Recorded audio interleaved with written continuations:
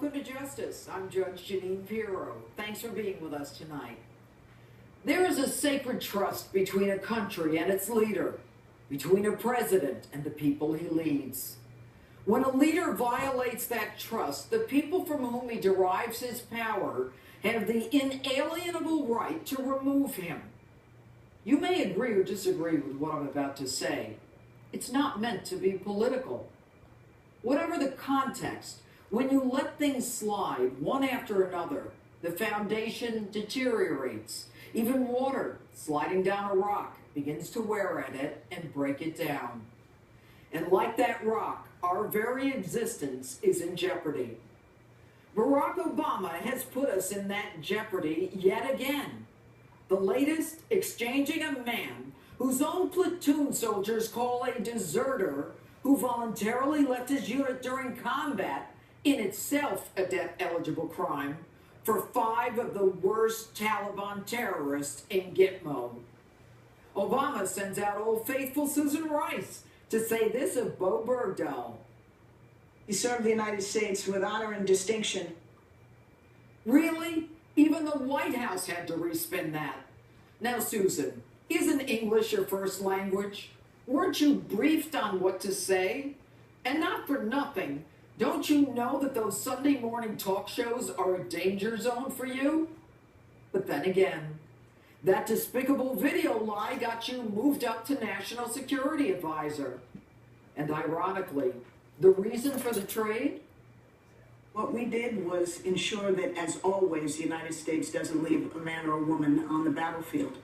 Pray tell, Susan, is it okay to leave some behind? The trade surprised even Congress. It comes with some surprise and dismay that the transfers went ahead with no consultation, totally not following the law. And that's a Democrat. Enter our president. We had a prisoner of war whose health had deteriorated, and we were deeply concerned about, and we saw an opportunity and we seized it, and I make no apologies for that. But when key senators didn't buy the ill excuse, a new narrative emerged. The Taliban would kill Bergdahl if you followed U.S. law and told Congress. Seriously?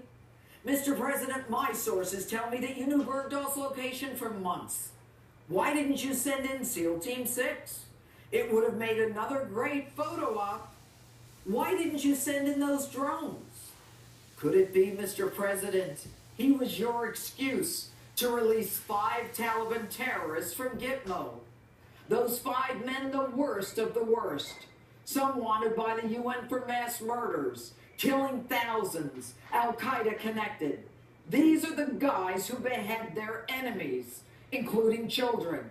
They hate America and everything we stand for. And you released them, knowing many returned to the battlefield because Arab country Qatar assured you that they do not pose a threat to us? And you're good with that? You buy it? You think 12 years in Gitmo has softened their resolve to kill us? Mr. President, you didn't just release them, you unleashed them. And you alone will be responsible for the hell that will be unleashed on us. You have teed us up for death and destruction. And don't give me this hogwash that they're prisoners of war who have to be freed when we leave Afghanistan. They are not prisoners of war. The Taliban is not a country. They are enemy combatants who can be held indefinitely and should have been tried for their crimes. And as much as you want to take terms like Islamic extremist and jihad out of our lexicon, the war on terror is far from over. You didn't have to release them. And I don't give a damn whether you try them at Gitmo, in a military tribunal, or in a federal court. United States attorneys have prosecuted these dirtbags and convicted them time and again. Here's the bottom line. You negotiated with terrorists. You broke the very law that you signed. You have shown terrorists that they can win concessions by kidnapping Americans. In the history of this country, we have never traded mass murderers for a deserter. My father and grandfather fought in World War II.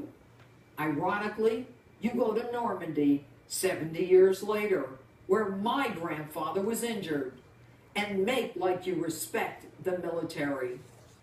You call yourself a commander-in-chief. But what commander-in-chief doesn't support a surge but sends in 40,000 troops anyway? What commander-in-chief reduces benefits to those in the military, closes the Veterans War Memorial, reduces the Army to pre-World War II levels, knowingly allows veterans to die in our hospitals, while replenishing the enemy in a time of war? Mr. President, you are destroying this country. You have diminished us on the world stage. You have trampled on the very laws that you swore to uphold. You are not a true commander-in-chief.